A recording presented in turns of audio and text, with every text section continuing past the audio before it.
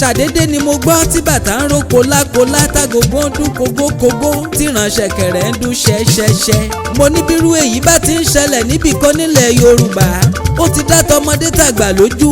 ìdùnnú ló ṣubú layọ̀ lọ́dẹ̀dẹ̀ ẹbí kan. àríyá bẹ̀rẹ̀ ló ní pẹrẹu mú. ọ̀gẹ́fìlà Ayọ̀dèjì ilé ọlọ́jọ́ bí òní yá. ìlú Àkúrẹ́ olóyè mẹ́kùn ni mò ń rè. Mr. Ọlákìtàn Fọlọ́runṣọ́ lé lọ́dún kan sí nínú ayé.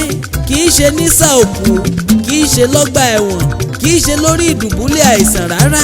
nínú ewu ẹ̀rù ikú pẹ̀lú ìdágìrì. ọkọ Adéjùmọ̀kẹ́ àánú lórí gbà, ogun ti gbé àwọn kan lọ. tá a bá fọjọ́ ìbí ṣayẹyẹ kò léèwọ̀ rárá o. ọjọ́ ayẹyẹ lọ́jọ́ tá a bí ni. Kristẹni òtítọ́, Mùsùlùmí òdodo, àtẹlẹ́sìn kan àbáláyé ṣe ni wọ́n fọjọ́ ìbí dúpẹ́ lọ́wọ́ Olúwa ọba. àìmọye ọ̀gọ̀rọ̀ èèyàn tó wá ṣiṣẹ́ àràmàǹdà láyé tó jẹ́ pé láti kékeré jòjòló ńláwọn ẹni bí ti garùn ríràwọ̀ wọn kígi ọdán ó tó rúwé ewúrẹ́ ayé ti mú gi ọdán wọn jẹ. àwọn ìkà ẹ̀dá tí wọ́n jogún ìjàmbá ti dá wọn padà sálákejì láì tásìkò. Mr. Ọlákìtàn Fọlọ́runṣọ́ ọkọ Adéjùmọ̀kẹ́ gbogbo ohun tí ń pa ọ́ láyọ̀ ò ní pa ọ́ lẹ́kún láyé. ọba tó láyé ò ní jẹ́ kó o fèyí ṣòpin. ò ní bá wọn rajo àlọ́ ìdè, ò ní tí, ò ní tẹ́. bàbá aládìí ò ní kàbùkù ní dúníyàn. ńlẹ́ o ọmọ wọn lákùrẹ́ olóyè mẹ́kùn afogun ẹnu pa wọn ọlọ̀tẹ̀. ọmọ wa ọmọ ẹkùn Àkúrẹ́ lómi méjì ó péjèèjì láàlà. àlá ṣe bẹ́ẹ̀ ó domi ọmọ. ọmọkùnrin Àkúrẹ́ tó kó bọ̀ wọ́n fagada périn. ọmọbìnrin Àkúrẹ́ tó kó bọ̀ wọ́n fò sinmi ló pẹ́ fọ̀n. òṣì kì í tọmọ Àkúrẹ́ kó má láṣọ àlà láéláé. ìran olórí burúkú kì í ṣọmọ Àkúrẹ́.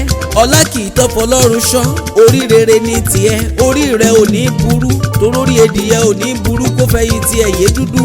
ọlá rẹ̀ ò ní tán láéláé, ó di dandan kó máa pọ̀ sí ní bó ti tún lé lọ́dún kan sí. Ọlákìtàn Fọlọ́runṣọ́ wẹ̀wù àrà tán orí bíi màláìka òde ọ̀run. Èdùmàrè dá ọ láìlábùkù pátápátá, ó tún fàyà rere àtàwọn ọmọ olóríire kẹ́ ọ. ayọ̀ ọlá àtẹni ọlá wọn ní kólúwa túnbọ̀ lọ́ra ẹ̀mí bàbá wọn kó tún máa bá wọn gbéga lórí ohun gbogbo rere tó bá ń dáwọ́lé ṣe lọ́jọ́ gbogbo. Mrs. Adéjùmọ̀kẹ́ Fọlọ́runṣọ́ arẹwà nínú obìnrin lóde ilẹ̀ yìí tólúwa ọba mi dá lọ́nà tó yàtọ̀ gédéǹgbé sáwọn pàmí ń kú sórí bẹ́ńbẹ́ sọ́kọ. Adéjùmọ̀kẹ́ Fọlọ́runṣọ́ obìnrin tí ò fi wà bẹ́wà jẹ́ aya rere lọ́dẹ̀dẹ̀ ọkọ, ọ̀rẹ́ rẹ ọ̀wọ́n, ẹnìkejì rẹ, ìyá àwọn ọmọ rẹ, ọmọ wọn lókè mẹ̀sí òkè mẹ̀sí ọmọ afaganja ọmọ abúlẹ̀ fún òbòkun dósí nílùú Fábùnmi Ọ̀rárá ládàá akúrú tìbọntìbọn. òun ló pe Ọ̀gẹ́fìlà Ayọ̀dèjì ọ̀jọ̀gbọ́n akọrin kéwì pèdè bí ẹni jẹ̀kọ yangan sórí aago láti ṣèyí fún Mr. Ọlákìtàn Fọlọ́runṣọ́ gẹ́gẹ́ bí obìnrin tó mọ rírì ọkọ rere.